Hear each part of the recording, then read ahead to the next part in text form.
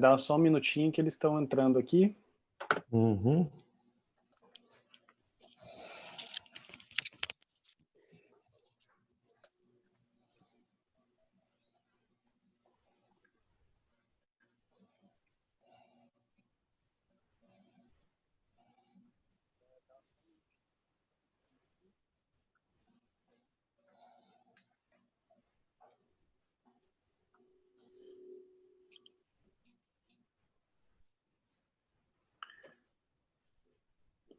Podemos começar. Ok, vamos começar. Antes de mais nada, gostaria de dar boa tarde a todos, nossos colegas que estão nessa nosso nono AnproTalks. É um prazer estar aqui com vocês. Eu sou Rodrigo Mendes, diretor de Relações Internacionais da Anprotec,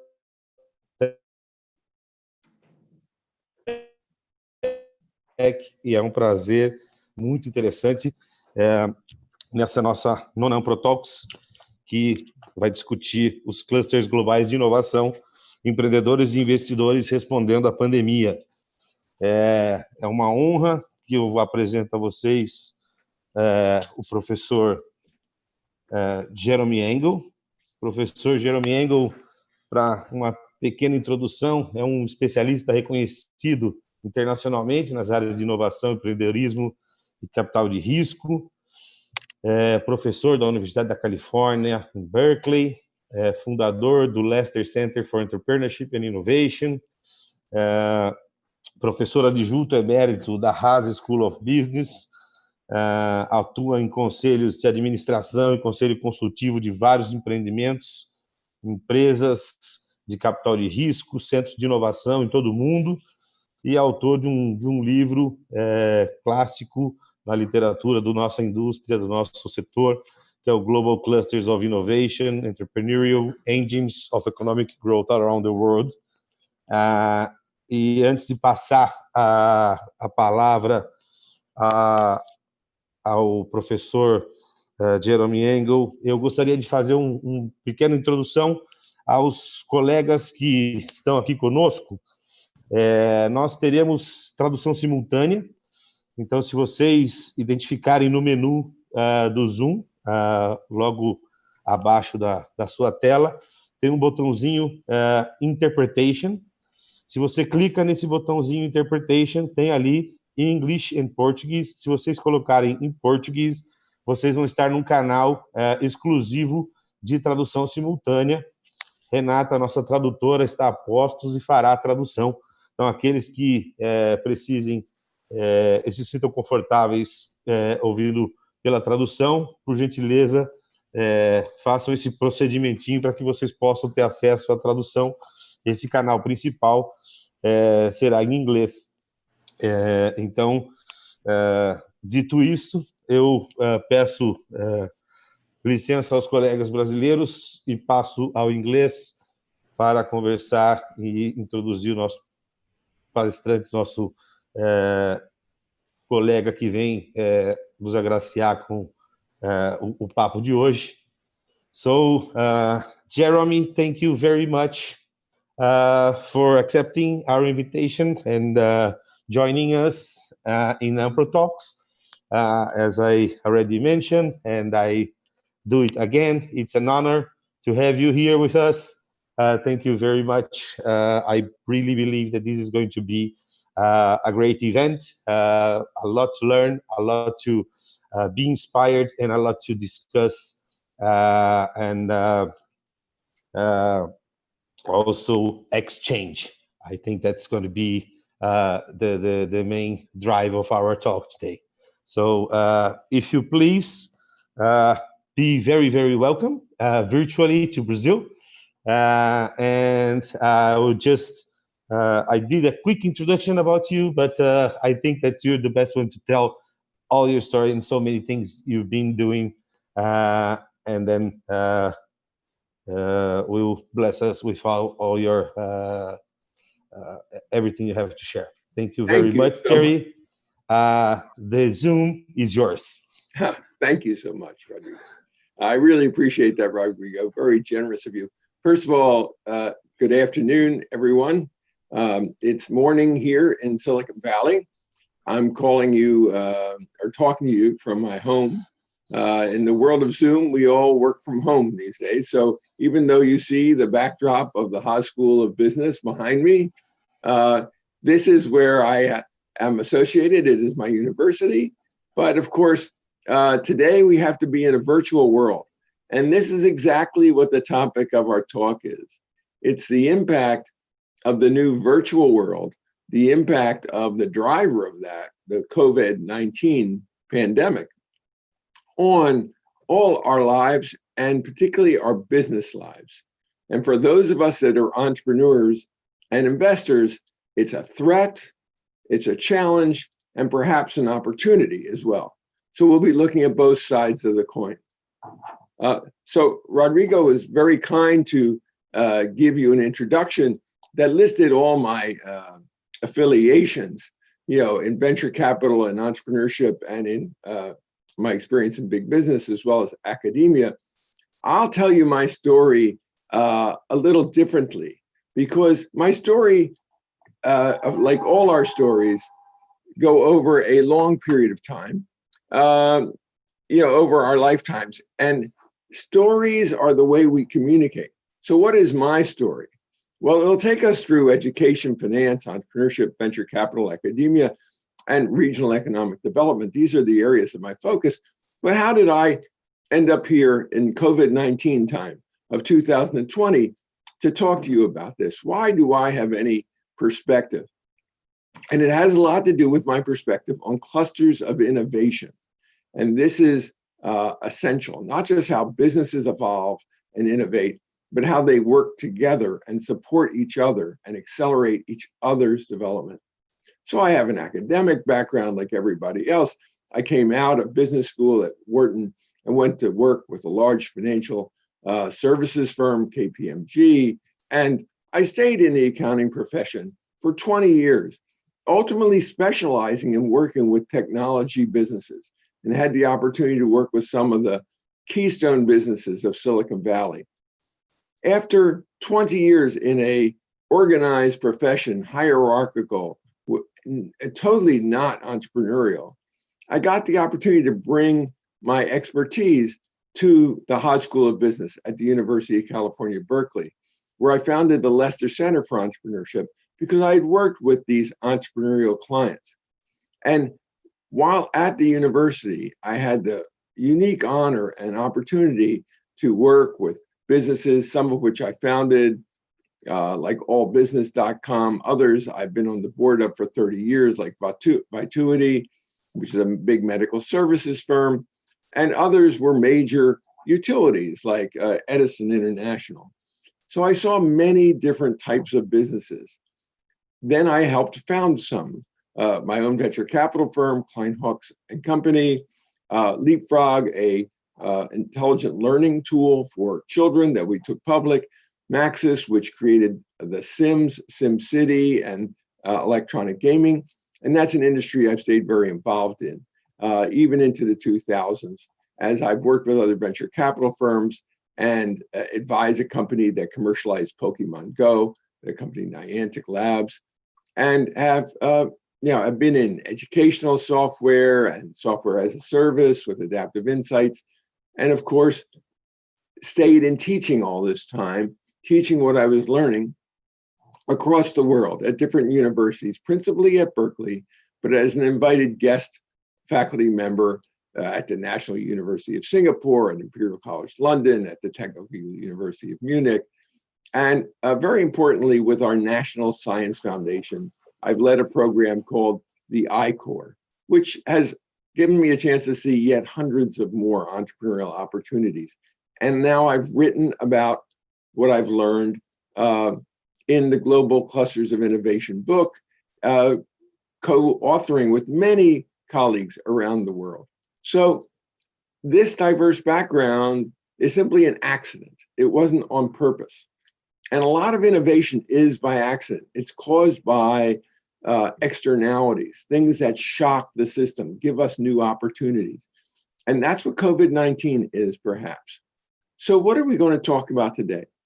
I hope to conclude my remarks in about 30 or 35 minutes. And then we're going to reserve 30 minutes or so for open discussion, questions from you. I have the chat box open. I can see it now. And I would like you, as you get questions, to begin to populate or enter your questions in the chat stream. And that way we'll all see the questions that are there. And then Rodrigo will later help me select the questions that I will answer for you. Okay? We're going to discuss the issues that I've identified there, the role of corporate investors, the role of venture investors, how the climate today is affecting things. And I'm going to structure my discussion around 5 questions. I will answer 4 of those 5 questions. And the final question I'm going to ask you. So what is this central driver today? Of course, it's COVID-19 that's causing change. And we're on Zoom, which is an example of how innovation happens.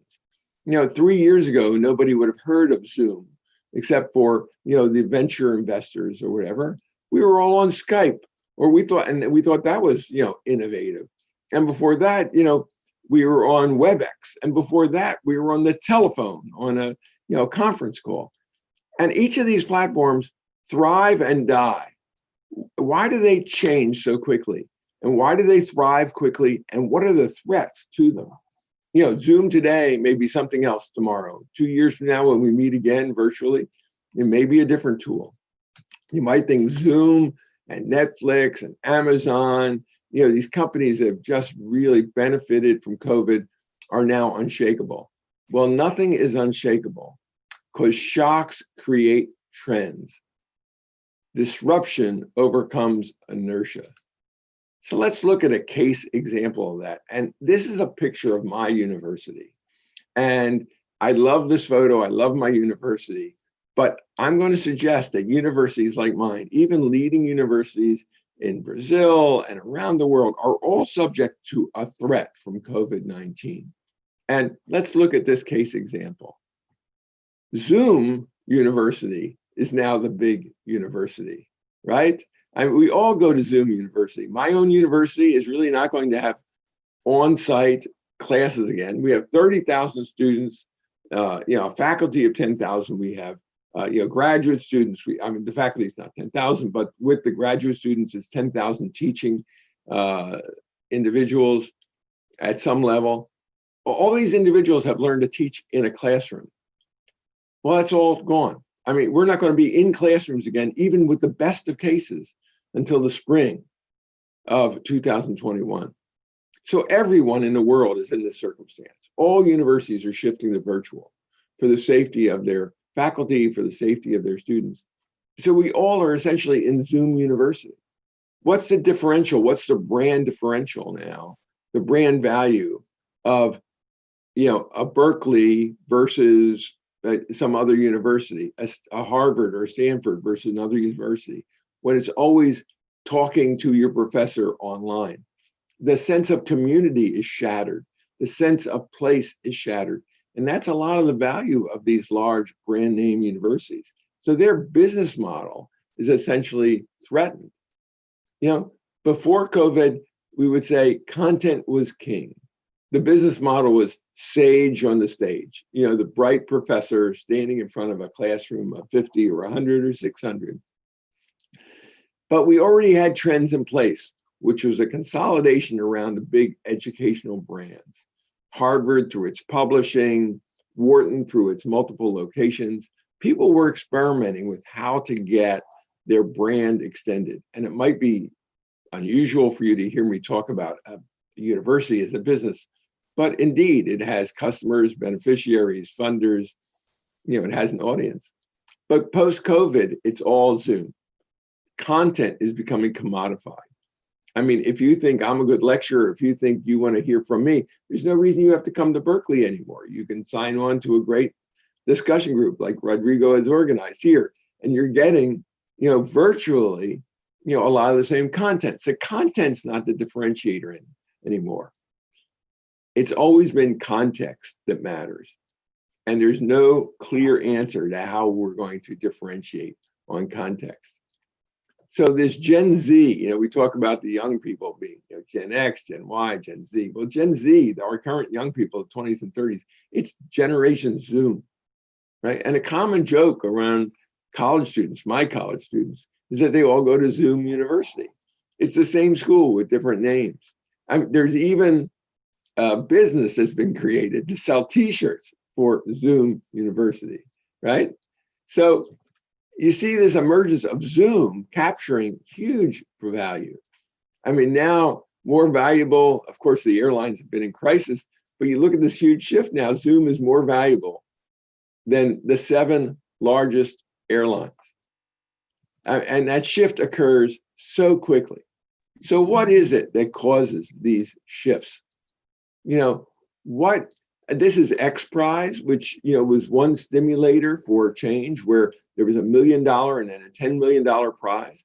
X Prize, the first prize was for manned space flight by a private business, right? And of course, we now see that private enterprise has taken over the job of putting up, on a routine basis to the International Space Station. The United States, we don't fly our own rockets anymore. We hire private industry to do it.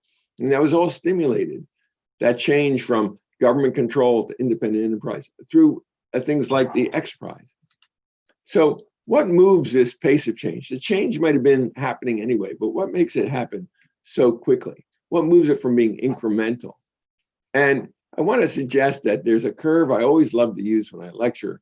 And this is, the S curve of innovation, where you're moving very slowly when you're in the research phase. Down here, you're investing a lot of time and energy, but all of a sudden you get to the translation or commercialization phase, where you can bring a lot of value through innovation with very little incremental investment. And this is where investment really pays off. And out here, maturity, when things stabilize, is really the role of big business. So we want to talk about how is COVID-19 and how are shocks to the system, historically and currently, moving things quickly out of research into this translational zone where we can capture opportunity and create value quickly. So in the cluster of innovation work that I've written about, I've talked about this traditional path of technology and innovation out of research labs, out of organizations like your own, and out of universities, through entrepreneurship and venture capital investment into mature enterprises. Well, that process is replicated over and over again, whether it was integrated circuits, whether it was personal computers, whether it was the internet itself and mobility. All these waves compound on each other. And the big issue to see when you look for a pattern, because it's pattern recognition, is when within a single technology wave, you see these disruptions here, where you see integrated circuits come up and then sort of stabilize as Moore's law matures. And then you see the application of the integrated circuits take over with the personalization and then mobility of that technology. And Clayton Christensen has taught us, that these disruptions are, someone's microphone is making noise. If you could put yourself on mute, please. I appreciate it. Thank you. That these disruptions are sometimes incremental and not very disruptive, and sometimes they are truly significant and displace the incumbent. And we want to look at, is COVID-19 just a place where products and services will change slowly and therefore the large companies stay in control? Or is this a situation where new insurgents like Zoom or others will, Uber Eats versus restaurants, etc., will come in and disrupt the incumbents? We've seen this before with the internet, with Airbnb disrupting the hotels, Spotify disrupting the music business. What is COVID-19 going to disrupt? So, question number 1 of the 4 questions. How should we understand the disruption? Think about that for a moment. This is a disruption where one common thing is happening around the world. Should we think about the disruption in terms of the need for a cure? Will it accelerate biotechnology? Will we think about disruption meaning the restriction on travel and how telecommunications will virtual and in all ways become much more important? Will augmented reality become more important? Will virtual reality become more important? Will entertainment become more important as people have more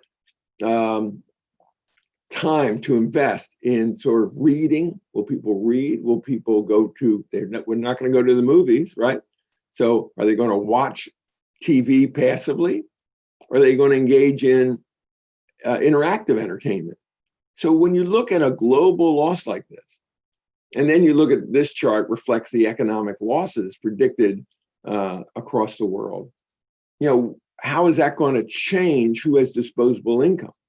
And are the rich going to stay rich and the poor get poorer? Or is this going to move toward more social services, more support for the middle class? We all can have our personal view on that. And your personal view is what's important. So how should we understand this disruption? Well, we're just going through a political cycle here in the United States. I don't know if you know these people. Bernie Sanders is over here on the right. He's a socialist. Elizabeth Warren is more of a moderate liberal. And here we have a conservative businessman. So there are all sorts of different approaches, and everybody has a plan. So how big of a deal is this for you, and how do you fit in this? Well, let's look at the map of the geography of innovation. We just looked at a map of the world in terms of world where economic dislocation is going to occur. Let's look at the components of a cluster of innovation. We start with universities as a place of new knowledge creation, and then research parks as a place where that those ideas, that innovation gets commercialized.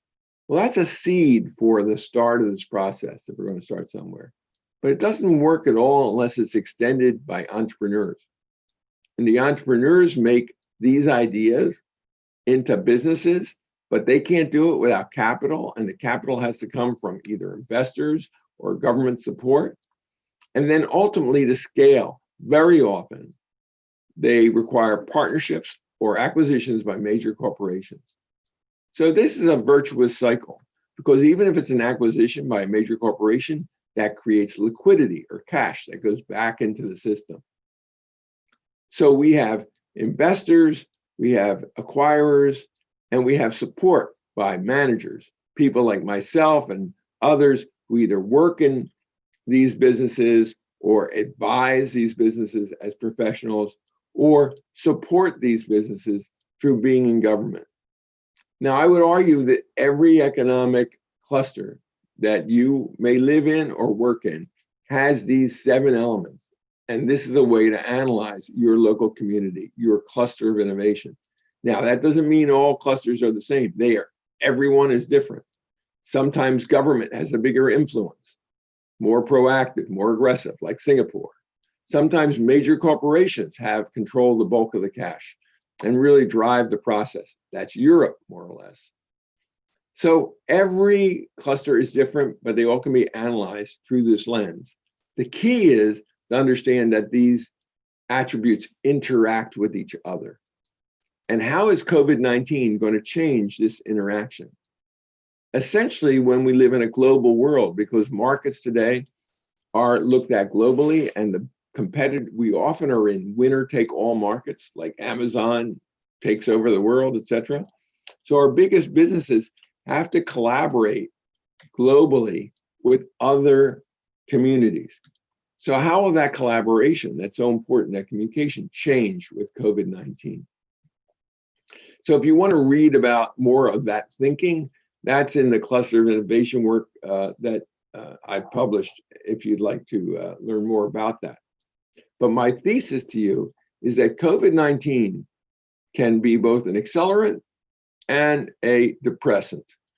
Because we rely so much on communication among multiple nodes of innovation, COVID can slow the communication process and make it more local. At the same time, like we are doing right now, it can make it more global. But the ways that if it requires physical transport of goods, it'll make it more local. And if it can be done through intellectual property or bits and bytes of electrons, it can be more virtual and more global. So two contradictory answers to the same question. COVID can slow us and accelerate us. Depends on the nature of the business. Question number 2. Have we seen this before? While it's not COVID-19 before, we've been through the crisis, we've been through the bubble of 2001, we've been through the crisis of 2008. Is 2020 essentially just another crisis? And can we use some of the tools we learned in 2008 and 2001 to help anticipate, understand, and manage this crisis?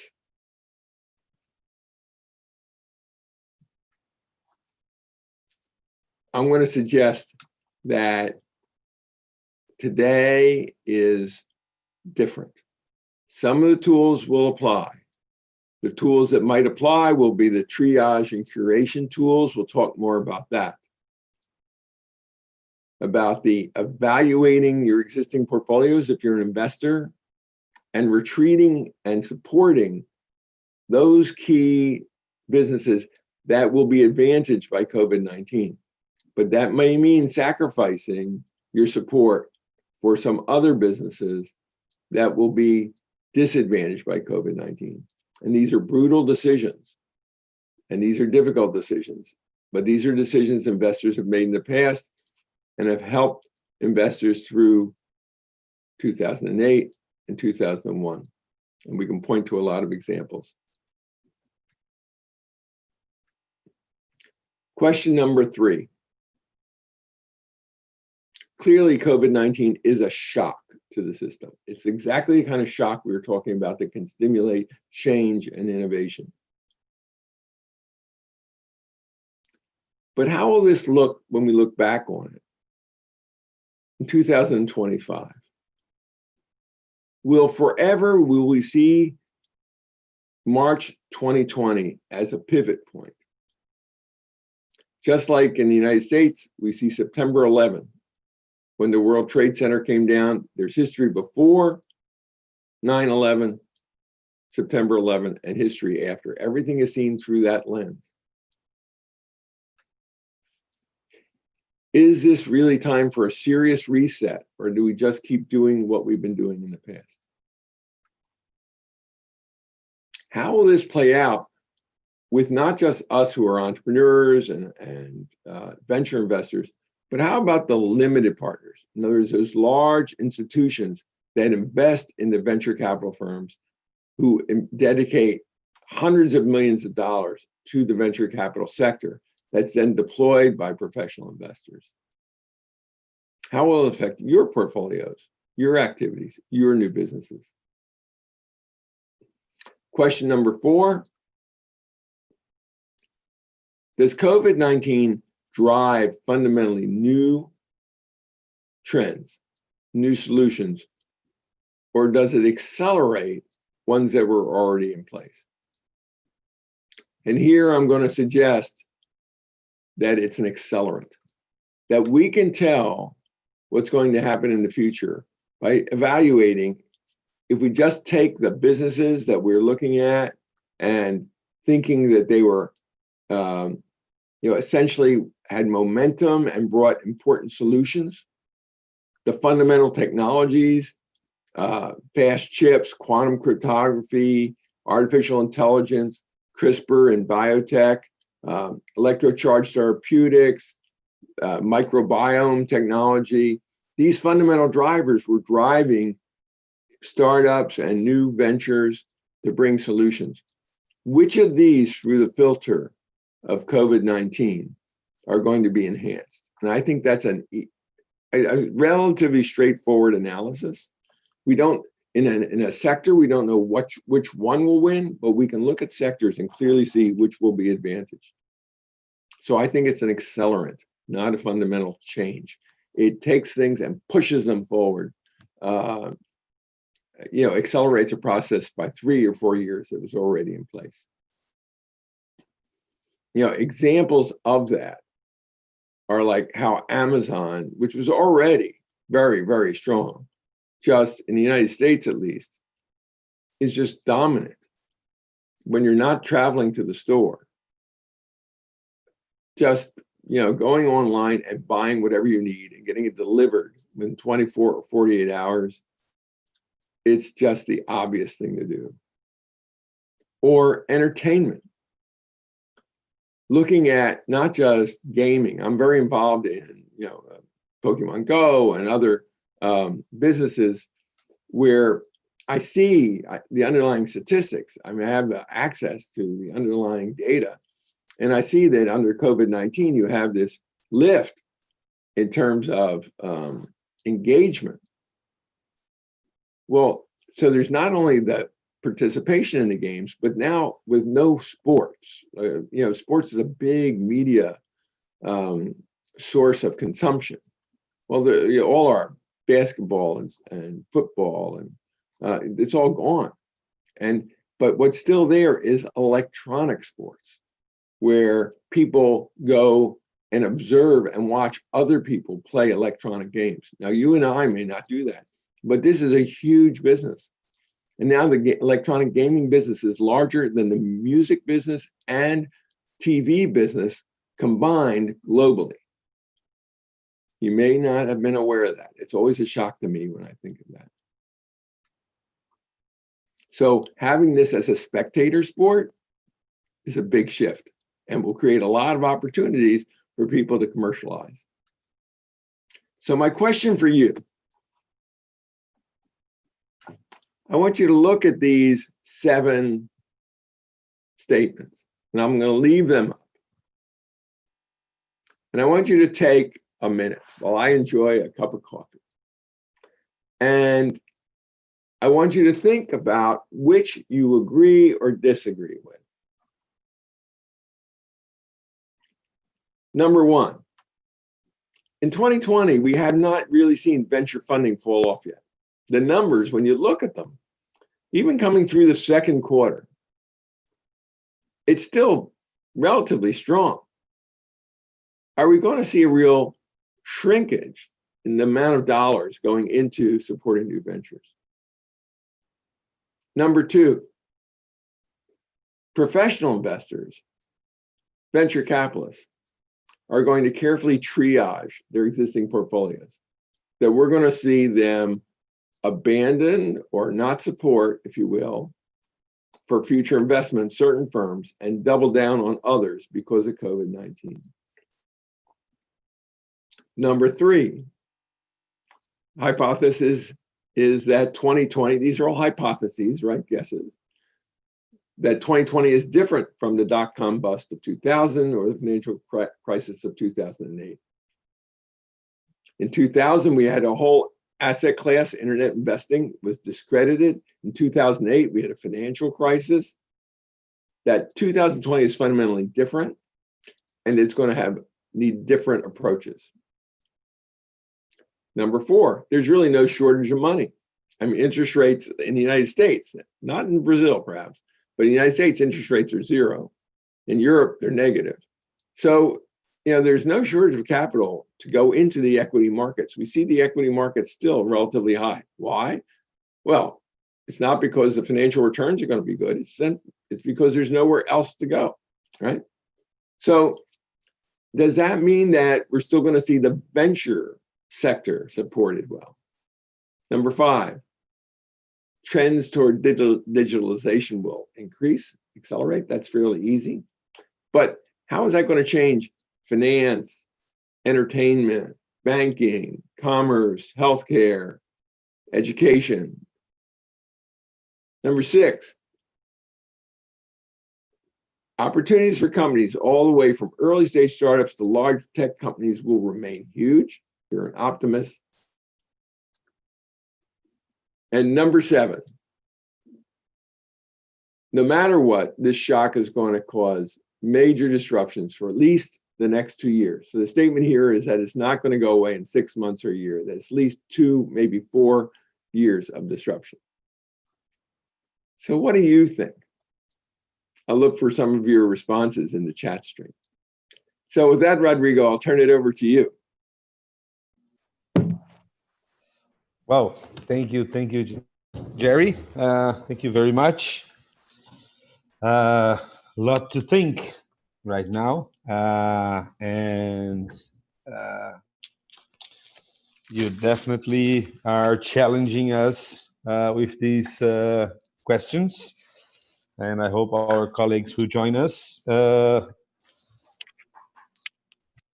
Before even trying to answer any of these questions, and which I actually call our friends to join us in this discussion, I would put, since we are an association of, so to say, clusters of innovation, we are science parks, we are accelerators, business incubators, hubs of innovation. So we are all here. The thing I've been seeing in this last year, and I told you that this week while we were chatting, we have been seeing for the 10 or 20 years a change in direction of these clusters. They're coming more and more in central urban areas, in the cities. Things were happening more and more in cities. But now everybody's social distancing, everybody's isolating themselves, and companies in home office. And how is this impact, or how will it be? Is there going to be any change in this movement towards cities or central urban areas? We will go back to, even though we are all virtually connected, we will be more outside again. How do you see the impact of this moment in this process of urbanization of global clusters? Well, you know, it's a very important question, because here we are, this yellow circle. That's where your constituents, your members reside in this process. And if these communications with entrepreneurs are not as easy, you know, does that slow down the fundamental process? And then when we look at the, you know, international process, where each cluster needs to form partnerships or relationships with other clusters, you know, through informal relationships or contractual relationships, or even shared relationships where people partner. You know, how will that be affected by COVID-19?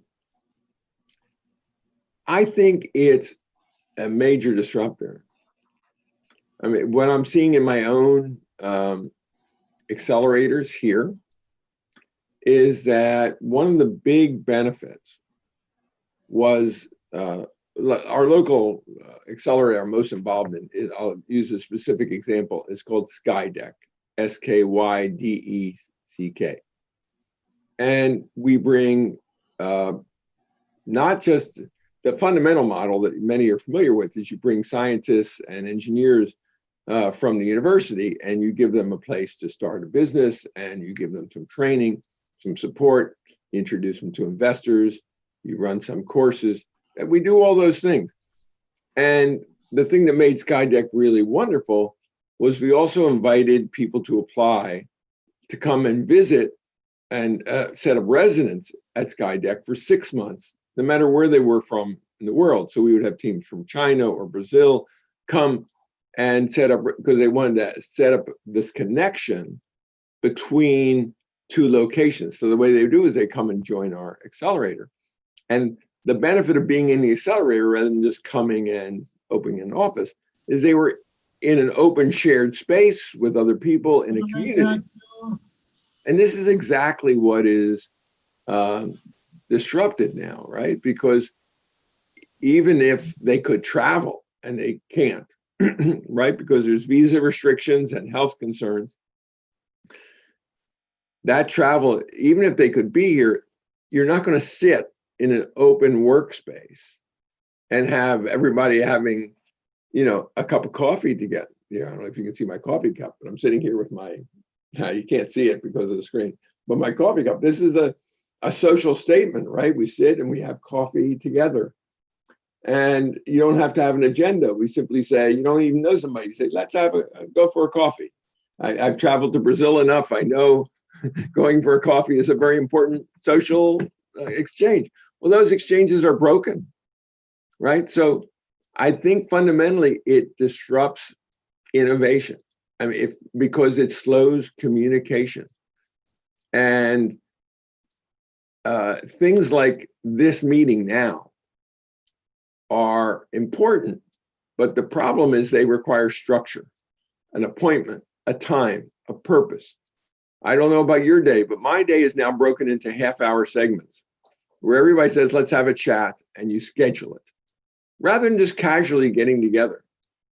And I think this slows down everything. And it will cause less flexibility because people will have a narrower view. They will be doing their project without a lot of casual interaction. And I think this is, I don't know, I have no other word for it than to say this is bad. How will it affect us? It's going to make organizations like yours more important, not less important, because you're going to have to become the repository for best practice. In other words, you're an organization of science parks. So there are some science parks that are going to become, who knows how, more effective in this environment. And to come together and learn from each other what each other are doing that seems to work well is something you can only learn by experiment and then having open communication. So Rodrigo, I think what we're doing today is important to get everybody together to talk a little bit. But the next step at our higher level is to have the members actually think about what works well for them and to share their best practice. I totally agree. And more and more, when we have these things that going to be slowed down, and we have the accelerator, some other ones accelerating it, we look into the ecosystem infrastructure or environment, and again, there will be accelerating, being less infrastructure hard, the hardware, and more the software, making this connection, and as you said, organizing this connection between the cup of coffee that will never happen, and we have to make a way of doing it. We have another question, and people are just sending questions. And Good. Okay, I will just get the first one that we have from Pedro Siena, and he's asking, what would be the role of emerging countries on the global innovation scenario in these next 5 to 10 years? Well, this is a great question. I spend time as an advisor to venture capital funds in some emerging countries. And these investors are oftentimes have some government support, either through law or actual financial investment, sometimes from global organizations that want to see development in emerging markets. But in any case, they've been a major source of value creation in the last 5 years. One reason is because they can look at what has proven to be excellent business models in larger developed economies and then duplicate them, but adapt them to the local economy. And that creates a really fast pace for value creation. Another way emerging countries sometimes benefit is that they have such a different infrastructure. I mean, in the first case, you could just take Uber or food delivery or any of these simple business models and see how they got adapted locally, right? So it might be Uber in the United States, but in Thailand, it might become a motorcycle, Uber for motorcycles.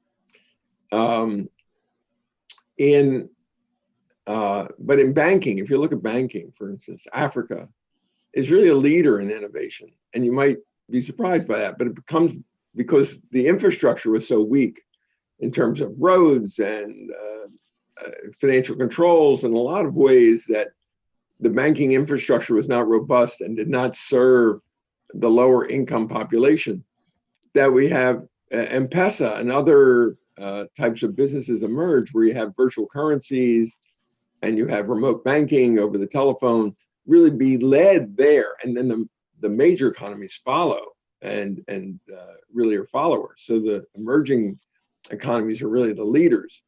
In your own country, some of my own students have gone back to Brazil and done some work in banking for the unbanked, where you have a lot of government support for extending the banking institutions into the unbanked population. And so that's a case where we don't have that kind of government support in the US for banking the unbanked because we don't have that dilemma, but that drives to new innovative tools for evaluating credit. So, because you don't have people with a banking history, how do you evaluate their credit worthiness, right? So you start looking at using artificial intelligence against the telephone bill to evaluate their credit worthiness versus having a banking history where we just use the FICO score, credit score, which doesn't capture that information. So there's a lot of places where emerging economies have an opportunity to really create global impact. So there are two types of innovation, and one is local adaptation, which is the first I suggested. And the second is really finding local solutions that have global opportunities. So I hope I'm addressing the question. I think COVID-19 is also going to differentiate. Like, for instance, remote testing is huge. I don't think we're, on-site testing. Where is that solution going to emerge? Because we don't have the solutions yet. It's still an open ball game. And some of the question is technology. We need to have the devices built so you can have COVID-19 testing, close to the patient. Right now in the United States, it can take 7 days to get your results. You can go for a test, but you get your results 7 days later. What good does that do you? Because for 7 days, you haven't known the results. Then you get the results. It only told you that 7 days ago, you did not have the disease. It doesn't mean you didn't get the disease in the last 7 days. So it's useless information. You want to go see your children, who have just had a newborn baby, and you want to visit them. You want to get tested before you visit them because you don't want to expose a newborn child. You go have a test. It takes 7 days. You still can't go visit your children. So the solution is not just going to be technology, but it's going to be the value chain. It's going to be how the solution is brought to the marketplace. So where this happens could be in an emerging market as much as an established economy.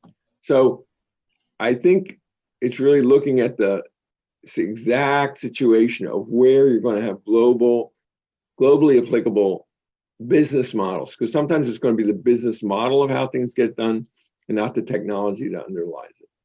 So I hope that addresses the issue. Great. Well, we have many questions. So let's go. You can see the chat is very active here. I have a question from Aline Figlioli. Aline is asking about some good practice since your history on venture capital and entrepreneurship on selecting companies.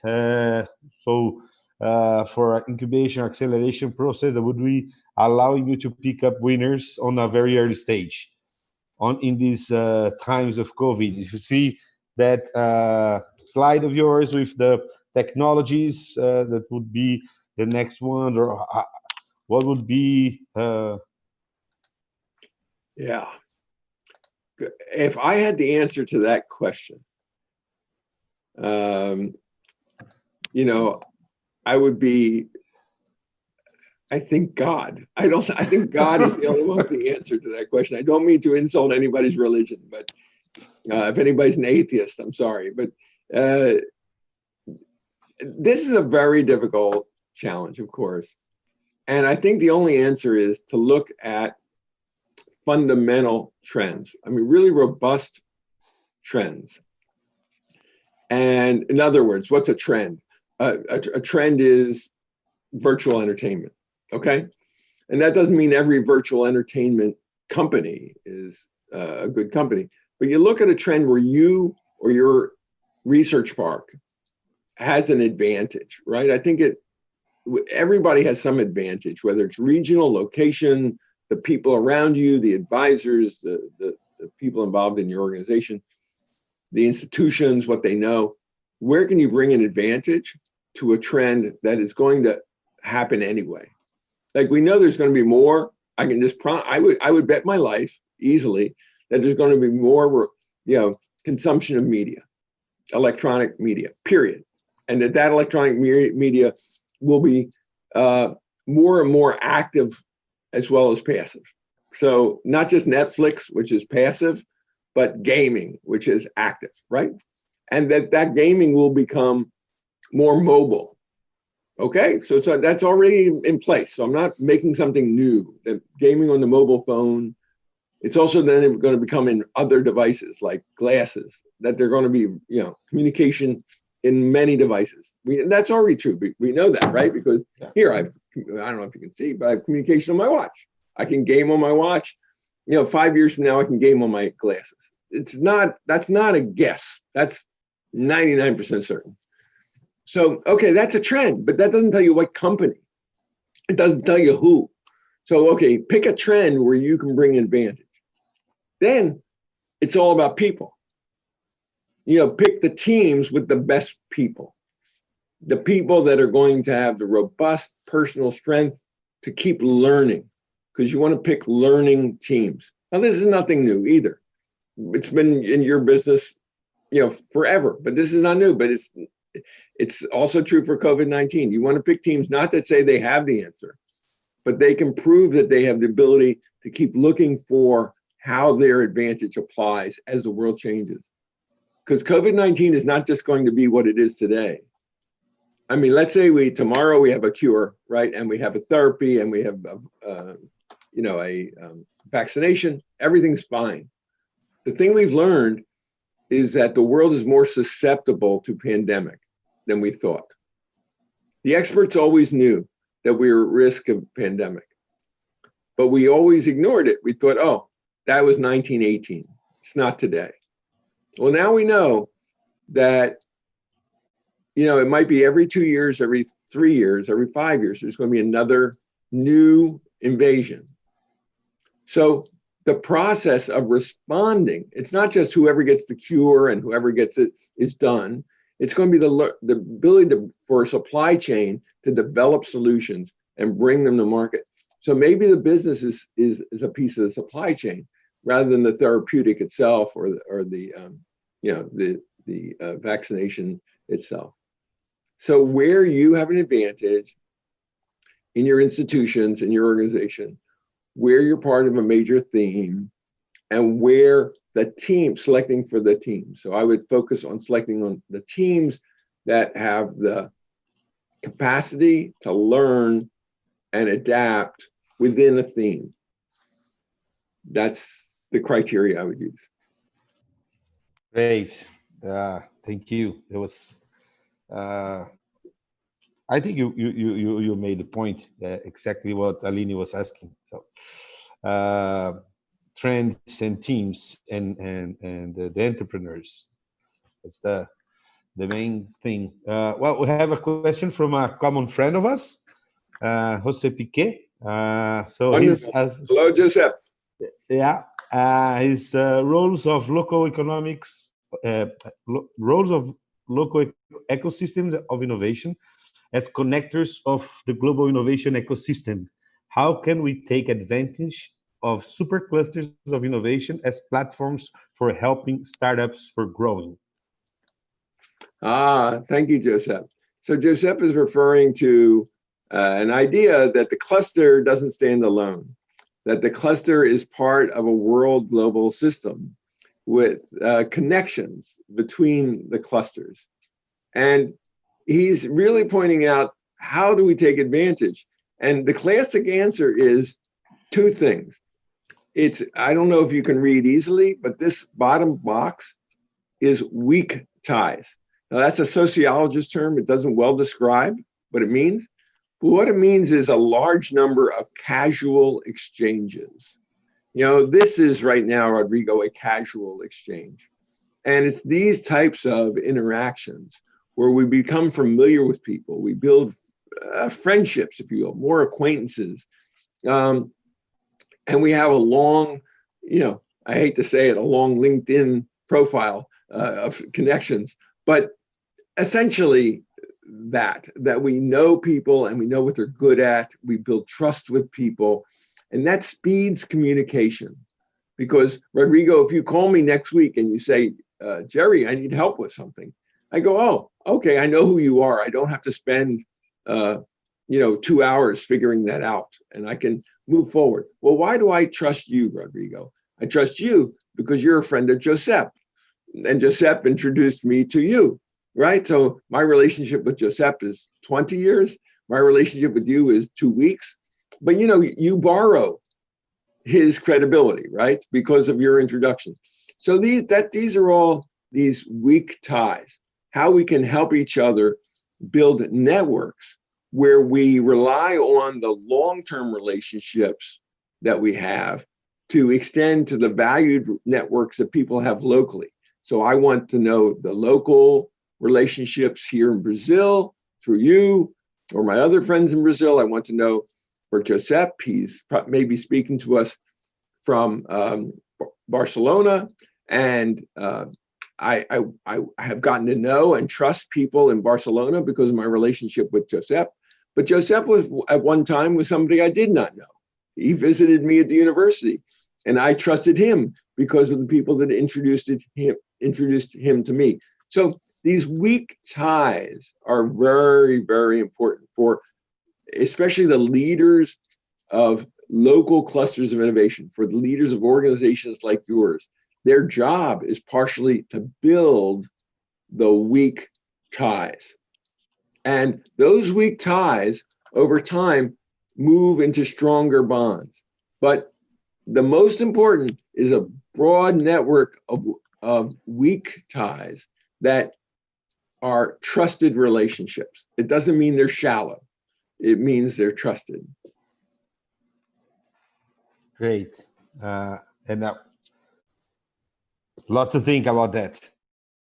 But definitely it's a way of strong the connections between the global cluster and connect the super clusters that PK is. It gives your organization a purpose. It's exactly the purpose of your organization. I would think is to form these weak ties among cohorts of professionals. Exactly.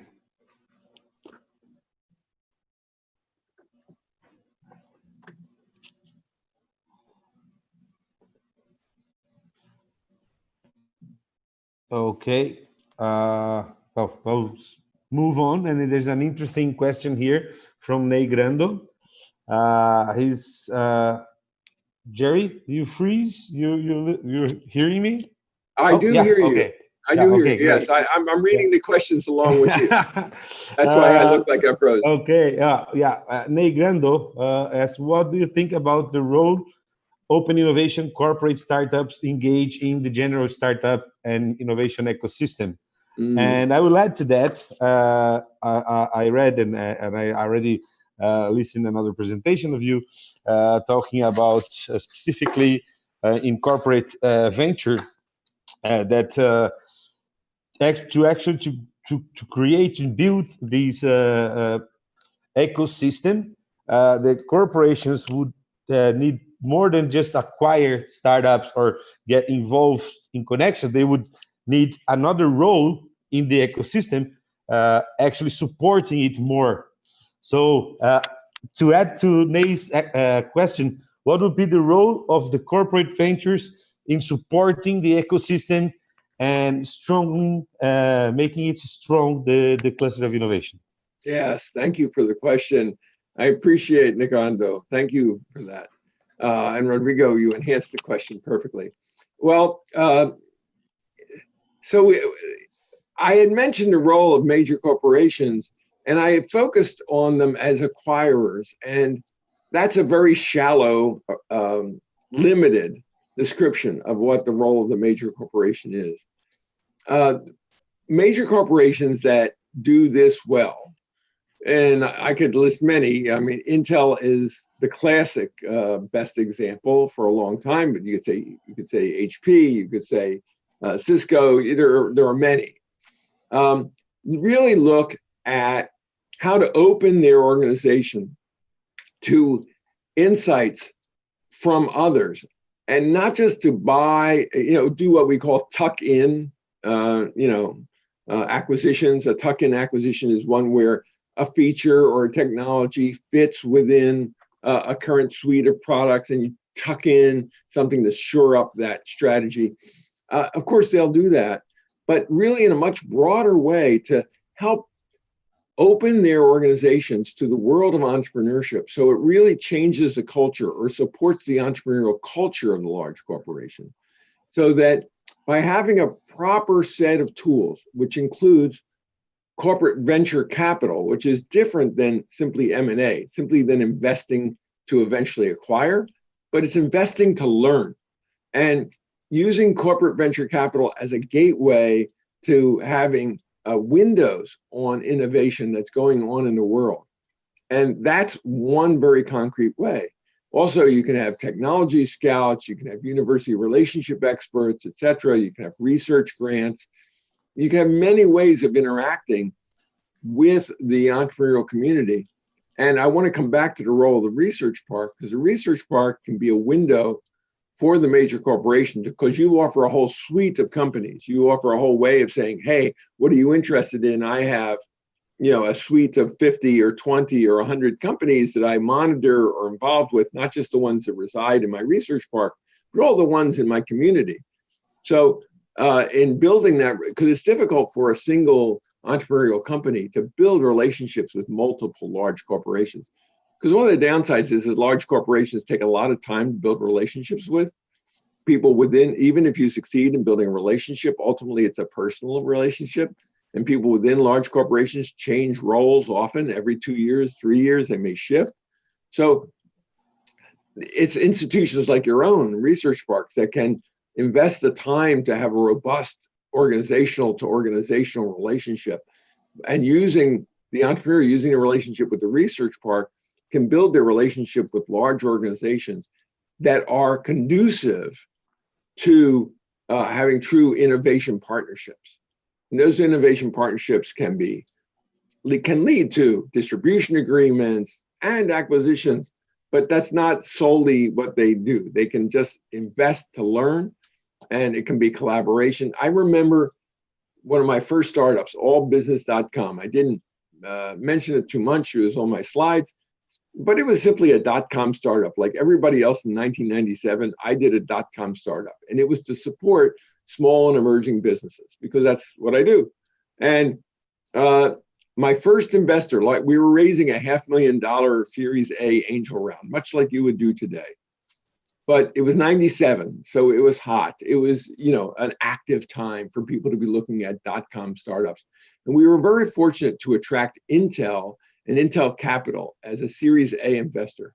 That's unusual, perhaps, to have a corporation enter into a Series A investment and to lead that investment. But they did at the time. Now it would be more likely that a corporation would come in at a Series B and as a minority position in a round. But in any case, they came in, and you say, why? Our .com was a service. It was a service to small and emerging entrepreneurial businesses. Why would Intel? They're not never going to be in that business, but they just wanted to learn. It was 97. You know, the desktop technology was just penetrating small and medium-sized businesses. They wanted to learn about that market. So by investing in us, they got to observe our activities, and we shared with them a very collaborative relationship. And at the end of the day, yes, they got, as a matter of fact, I remember the number, they got 13 times their original, in 2.5 years, we returned 13 times their investment. But that did not matter to Intel. I mean, they invested $500,000 or something. I don't know, maybe $1 million. I don't remember exactly. So maybe we returned $13 million to them. What? That sounds like a lot. But do you think that mattered to Intel? $13 million? It wouldn't move their earnings per share even a penny. I mean, it wouldn't matter. I mean, yes, it's a good thing, but that's not why they invested. They can make $13 million in a moment selling a new chip, right?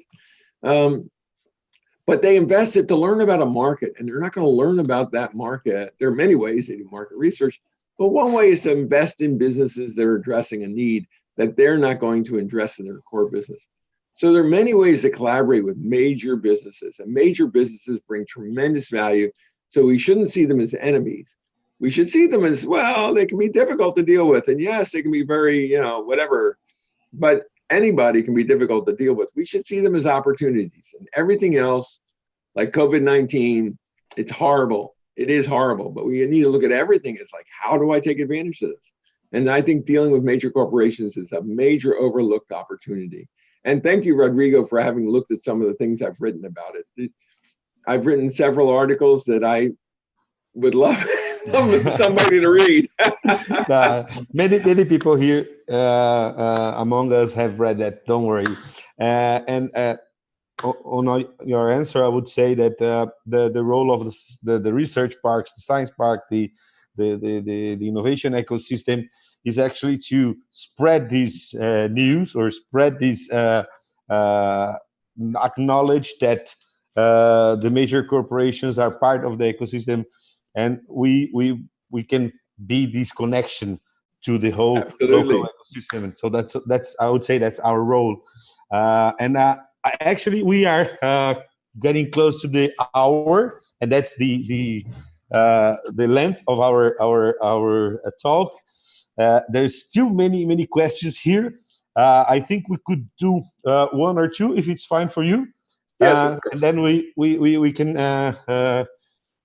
close the session. And I really appreciate all the questions and everybody that's sending question and participating. It's been great. I want to comment that I see in the chat stream. I'm following it along with you, Rodrigo, and I see many people have been generous and shared with me links to. I see several links, and I want to thank people for that. And I want to tell them I will spend an hour this morning looking at the links that you send to me, because I want to learn from you as much as you might learn something from me. So I look forward to that. Thank you for the links, everyone. Great. So let's go with Eba Lund, our great friend from and now CEO of ISP. Thank you, Eba, for joining us. And the question is, would you say we will see less new startups for some years, as well as we will have less weak ties and casual interactions, as you said? It will be more the already existing bonds that people will build on for a while. Plus, investors will also trust those more than new startup teams. How's going to be this this new process of less weak ties? Are the consequences of that? Yeah, I actually think there are two questions there. One is, will we see fewer startups? And the other is, how will investors behave? Yeah. I actually think we're going to see more startups. I don't know if they'll get invested in, therefore I don't know that we'll be able to measure it. I mean, how do you get these statistics? They're very limited. We only see in the big databases, we only see those really that rise to visibility. So generally, I don't see at least statistics on startups that don't attract investment. So, but entrepreneurship, the volume of startups, if you will, I think is a counter indicator in many ways. In other words, we have entrepreneurship of desperation. And unemployment, I don't know Brazil, Rodrigo, you can tell me, but unemployment in the United States is at a high level. Many people have been fired, and or we want to call it made redundant or laid off, to be nice, but they've been terminated. And I'll just share with you a phone call I had with a friend last night who had just been laid off. A very competent person, very good, okay? I mean, excellent person. You'd hire this person in a minute to do their job. But fired because the company laid off 25% of their people overnight. But the person is, I won't mention their name, of course, the person is in their 50s. And I just gave the person my best advice. I said, well, now you know what it's like to be an entrepreneur. And they said, no, I've never been an entrepreneur. I work for businesses. I'll go get a job. And I simply said, my dear friend, there are no jobs. In other words, right now, you will find out over the next 30 days that people are not hiring because, I mean, while the big tech businesses are still hiring, this person is in the personal service area, and it's going to be very difficult. Even if people had the business to support hiring, it's hard, even if when you want to hire people, to hire them if you can't interview them personally. To hire people virtually and then give them a job to do virtually where they don't get trained in your organization is a very difficult thing. So I said, the best thing you should do, you've been in business in various ways for 20 years. You're an entrepreneur. Go on LinkedIn right now, polish up that profile. You don't have to incorporate, you don't have to do anything else. You are, Mr. ABC and company, right? And do what you do and do it on a project basis and a contract basis. So this is a small example, but what I mean is that's entrepreneurship of desperation, where people will need to look to their own resources to create opportunities for themselves and not be able to look to employers to create opportunities for them. I've seen this over and over again over my 40-year career. And it's a tough thing, but especially it's going to impact people who are over 50, I think, because there's age discrimination. And it's going to be very tough on people in their 20s. People over 50 have expertise that they can deploy. People in their 20s don't yet have expertise. That's easy to deploy, unless they're engineers, software coders, that kind of thing. So this situation is going to create many more startups. Because if I would all have an idea for a business model adaptation, even if it's something as simple as food delivery or, copying a business model, I'm going to go do it now, because why not? Because I'm unemployed, right? And I have this idea and maybe I have an extra car and the neighbor boy, the next door, the young man is unemployed too. And, I'll just call every restaurant in the city and say, I'm in this business and create a small business and maybe it grows. So service businesses. So we're going to have a lot more startups. They might not be global startups. It may be difficult for technology commercialization where it requires capital investment. So will capital investment slow down? That's the second question, right? We haven't seen it yet. But I do think we may see certain investors pull back. Who's going to pull back is not going to be the venture capital firms who have recently raised money. A lot of money has been raised in the last 3 years. And that money is committed in 10-year funds. And it's the job of the investors to put that money to work. So that money will continue to be put to work, but those are very select, always been a very select market. It's 1 in 100 that get venture capital funding. So, but that money will continue to be there. And there may even still be angel money individual, like Brazil. I mean, you have a lot of angel investors, a lot of wealthy individuals who invest, 100, I don't know how many real, but, personal investment size. From 30 to 100,000. Yeah. 200. So exactly. And some of these investors have become my friends here in the US because we build weak ties. Yeah. But that will continue perhaps, because of, the nature of the opportunity. But where I think it's going to slow down is the growth financings. In other words, the Series B and C financings. And you might say, well, I'm not worried about that because those businesses are already in business. But a lot of the B and C money, if I mean later stage financing of private companies, has been done by, in the last 5 years, a lot of growth in that financing has come from new players, new entrants into the venture space. And they enter to invest late because it's where they can measure and see and understand an opportunity. And those types of players are sovereign wealth funds, pension funds, governments, and to an extent they may back away. Not the governments, but the pension funds and the sovereign wealth funds may retreat from the market for the next 5 years and allocate to other things like natural resources and things like that. And those allocations will impair the entire market all the way down. But that's a guess on my part. We have not seen that happen yet. Yeah, but at least for the next few years, and especially looking for the early stage, probably the funds are they have their saved money for the next 2-3 years rounds for sure. Yeah. And you also said something very interesting. It's and I was thinking here about these opportunities with the layoff or getting fired moment. And in Brazil, it's exactly the same.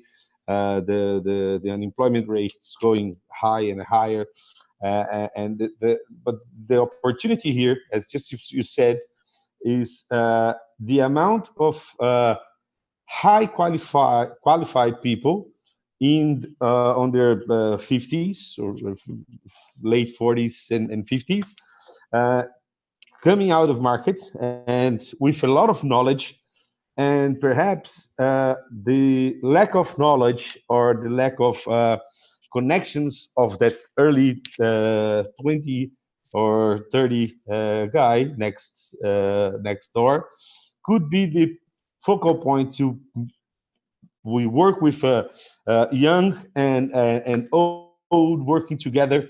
And it's a challenge, of course, but it's an opportunity as well. It's an opportunity. Yeah. I see in the chat stream, I'm very pleased to see in the chat stream some people saying, yes, I like that idea that, I'm a mature person and I'm not looking for, I'm creating opportunities. I like that idea.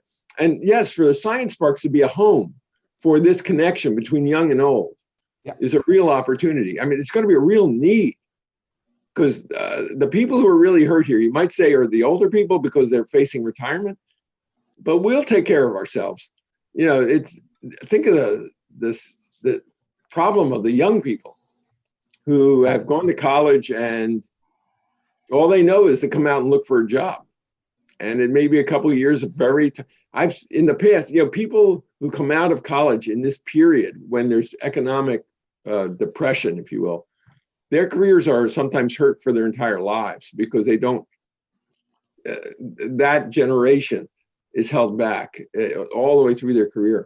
So I think we need aggressive policies actions to really help these young people create value for us, while they're young. Well, Jerry, it's been a wonderful hour, and I'm very, very sorry, but of course, and I'm very, very thankful for your time and you, but we will need to close the session. I would really love to be here with you for a long time yet, listening to you and talking to you. It's been a pleasure to me to moderate this panel and this talk with you. But unfortunately, and I would like again to thank everyone that's been for this last hour with us. connected and sharing and chatting and debating with us here. It was a pleasure. Jerry, if you would like to go to your final remarks, please just go to your final thoughts, and then we can... Well, thank you. I just want to say I've enjoyed the discussion very much, and it's been my honor to be with you today. I want to say to everybody on the chat stream, I've looked at all your questions as we've been discussing. I'm sorry we couldn't discuss every one of them, but it's been a joy to see the interaction. It's really made my day. I think we've covered the topics we said we were going to discuss. My final message would just be this, that I do think it's a time to recalibrate across the board, even if we're comfortable and even if everything's the same, we have to say, how are things different? I think we should spend an hour today just saying, how are things different? And then what am I going to do about that? We shouldn't just retreat. We all are retreating a bit, we're all doing a little thing to make things safe around us. The first thing in the United States people did, I don't know if you know this joke, but back in March, the big thing people did was they went out and bought toilet paper. They went out and bought paper for the bathroom, right? And businesses were out of stock of toilet paper. I don't know why, but that's what Americans were concerned about. But that's hunkering down. That's like saying, oh my goodness, what could go wrong? But that's not enough. We need to look at this as an opportunity. And it's an old saying, never let a good crisis go to waste. And we should look at this as an opportunity to capture. So again, just thank you. Here is my contact information if you need it. Of course, I've given Rodrigo permission to distribute the slides if you would like. And please use them with my blessing. So it's been my pleasure, and thank you. Jerry, thank you very much for your time and to share your knowledge with us. I think it was a great chat, and for sure it's a great event for everyone that was with us this afternoon. So again, thank you, everyone. It was excellent. I see you next time, and stay tuned. We will have many other news and events on AnproTalks and until our annual conference later this year. Thank you very much. Jerry, Ciao. Thank you. Ciao.